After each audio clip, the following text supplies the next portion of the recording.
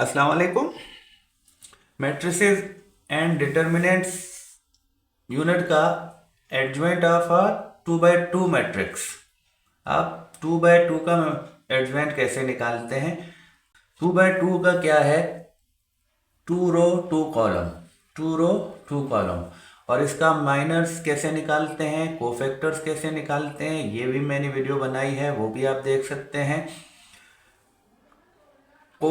जो एडजॉइंट मालूम करने के लिए फार्मूला है वो हमारे पास ये है।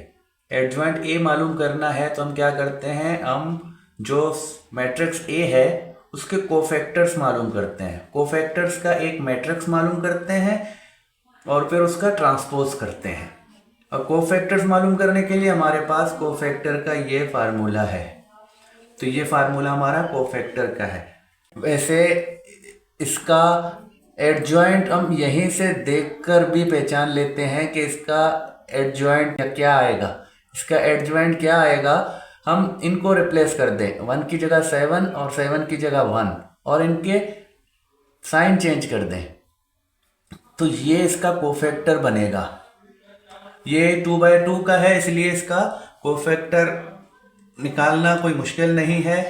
लेकिन अगर आपको ये एमसीक्यूज में मिला तो फौरन से पहचान लो, इनकी जगह रिप्लेस कर दो, कोई भी एलिमेंट्स होंगे उनकी जगह रिप्लेस कर दो और इनके साइन रिप्लेस कर दो तो वो उसका एडजॉइंट हो जाएगा।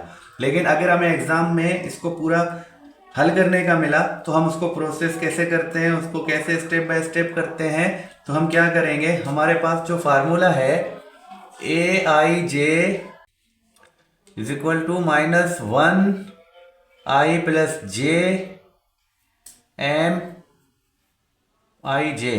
तो एम ए कोफैक्टर को जाहिर करता है। अब मैं कोफैक्टर किसका लेता हूं, इसका लेता हूं, तो इसकी पोजीशन क्या है, इसकी पोजीशन है 1 1। तो ये फर्स्ट रो का फर्स्ट कॉलम है तो इसकी पोजीशन 1 1 है।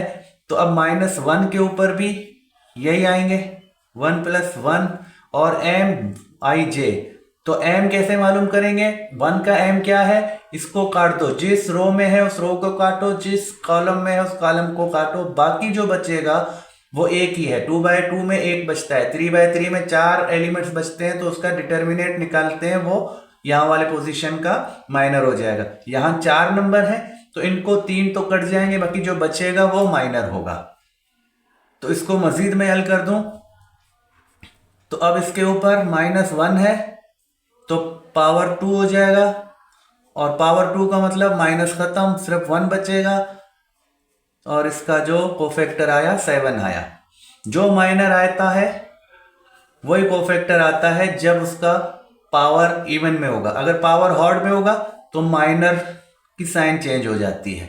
अब मैं 1 2 निकालूं तो -1 के ऊपर 1 + 2, और हमारा जो 1 2 वाली पोजीशन का माइनर क्या है, इसको काटो इसको काटो तो ये 4 इसका माइनर है, तो माइनर भी हमें मिल गया। अब मैं -1 के ऊपर 3 का पावर आता है तो 3 का पावर मतलब ये -1 के साथ रहेगा। अगर मैं -1 को 3 दफा मल्टीप्लाई करूं तो मेरा आंसर -1 आएगा। तो अब ये 4 के साथ मल्टीप्लाई है तो अब -1 4 के साथ मल्टीप्लाई होगा, इसकी साइन जो है वो चेंज करेगा। तो यहाँ जो साइन चेंज हुए हैं ना वो इसी वजह से हुए हैं। यहाँ पावर 3 है तो 3 एक ऑड नंबर है, ऑड नंबर अगर -1 के साथ पावर हो गया तो वो -1 के साथ जो 1 के साथ जो माइनस है वो रहेगा आगे भी, और वो आगे जाकर माइनर वाले या कोफैक्टर वाले की जो है साइन चेंज करता है।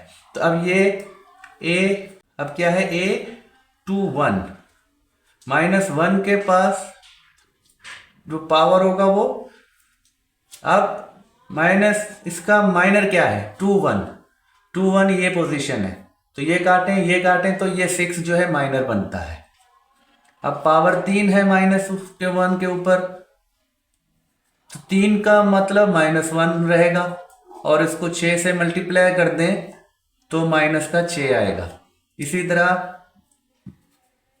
इसका मैं कर दूं इस पोजीशन का 2 2, तो ये कटा बाकी बचा 1, तो इसका माइनर क्या बचा 1, और पावर क्या हुआ 2 + 2, तो 2 + 2 का मतलब 1 के ऊपर 4 का पावर, तो 4 का पावर माइनस खत्म। इवन नंबर है तो अगर 4 दफा -1 को मल्टीप्लाई करें तो सिर्फ 1 आएगा, और ये 1 हमारा माइनर है जिसे मैंने यहां मालूम करा।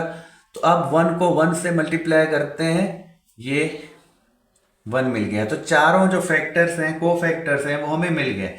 अब एडजॉइंट जो मैट्रिक्स कोफैक्टर का मिलता है, हम उनकी जगह पर इनको लिखते हैं 7 -4 -6 और 1। जो जो पोजीशन है, 2 1 की पोजीशन ये वाली है, तो 2 1 में कोफैक्टर क्या आया -6।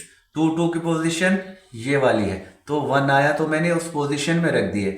और अब क्या करना है, ट्रांसपोज करना है। तो अगर मैं इनका ट्रांसपोज कर दूं, ट्रांसपोज कैसे करते हैं, ट्रांसपोज में क्या करते हैं, जो रो है उनको कॉलम में तब्दील करो, या कॉलम है उनको रो में तब्दील करो।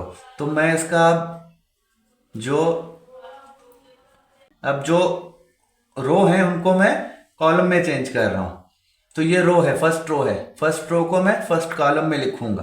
फर्स्ट रो में 7 -4 होते हैं, रो को मैंने कॉलम में लिखा। अब सेकंड रो में -6 1 है, तो -6 और 1 को मैंने सेकंड रो वाले को सेकंड कॉलम बना दिया। तो ये हमारा एडजॉइंट बन गया। तो ये एडजॉइंट इसी तरह मालूम करते हैं एग्जाम के लिहाज से, अगर आप स्टेप बाय स्टेप करेंगे। नहीं तो मैंने आपको एमसीक्यूज के बारे में पहले ही लिख कर बता दी कि एमसीक्यूज को आप देखकर ही पहचान लेंगे कि इस किस्म का अगर एमसीक्यूज आया तो आप एडजॉइंट कैसे मालूम करेंगे, कैसे पहचान लेंगे 2 बाय 2 का। अगले वीडियो के लिए खुदा हाफिज।